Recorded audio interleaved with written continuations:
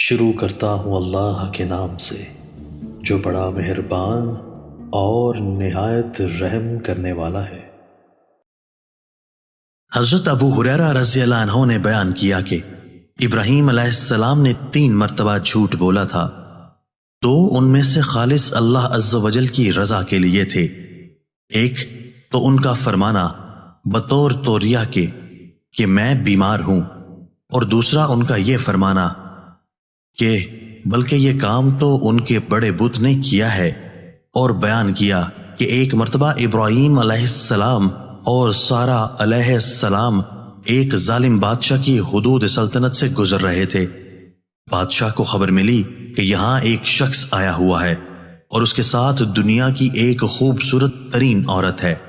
بادشاہ نے ابراہیم علیہ السلام کے پاس اپنا آدمی بھیج کر انہیں بلوایا اور سارہ علیہ السلام کے متعلق پوچھا کہ یہ کون ہیں؟ ابراہیم علیہ السلام نے فرمایا کہ یہ میری بہن ہیں۔ پھر آپ سارہ علیہ السلام کے پاس آئے اور فرمایا کہ اے سارہ، یہاں میرے اور تمہارے سوا اور کوئی بھی مومن نہیں ہے، اور اس بادشاہ نے مجھ سے پوچھا تو میں نے اس سے کہہ دیا کہ تم میری دینی اعتبار سے بہن ہو، اس لیے اب تم کوئی ایسی بات نہ کہنا جس سے میں جھوٹا بنوں۔ پھر اس ظالم نے سارہ کو بلوایا، اور جب وہ اس کے پاس گئیں تو اس نے ان کی طرف ہاتھ بڑھانا چاہا، لیکن فوراً ہی پکڑ لیا گیا۔ پھر وہ کہنے لگا کہ میرے لیے اللہ سے دعا کرو کہ اس مصیبت سے نجات دے، میں اب تمہیں کوئی نقصان نہیں پہنچاؤں گا۔ چنانچہ انہوں نے اللہ سے دعا کی اور وہ چھوڑ دیا گیا، لیکن پھر دوسری مرتبہ اس نے ہاتھ بڑھایا اور اس مرتبہ بھی اسی طرح پکڑ لیا گیا، بلکہ اس سے بھی زیادہ سخت، اور پھر کہنے لگا کہ اللہ سے میرے لیے دعا کرو، میں اب تمہیں کوئی نقصان نہیں پہنچاؤں گا۔ سارہ علیہ السلام نے دعا کی اور وہ چھوڑ دیا گیا۔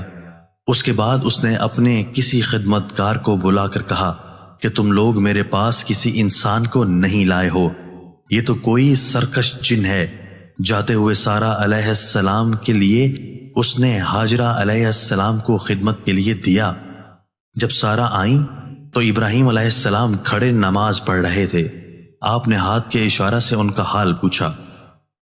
انہوں نے کہا کہ اللہ تعالیٰ نے کافر یا یہ کہا کہ فاجر کے فریب کو اسی کے منہ پر دے مارا، اور ہاجرہ علیہ السلام کو خدمت کے لیے دیا۔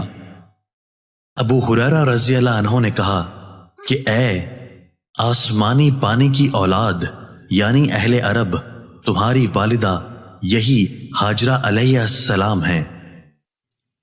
دوستو، اللہ تعالی ہمیں ان احادیث مبارکہ پر عمل کرنے اور اپنی زندگیوں کو سنوارنے کی توفیق عطا فرمائے۔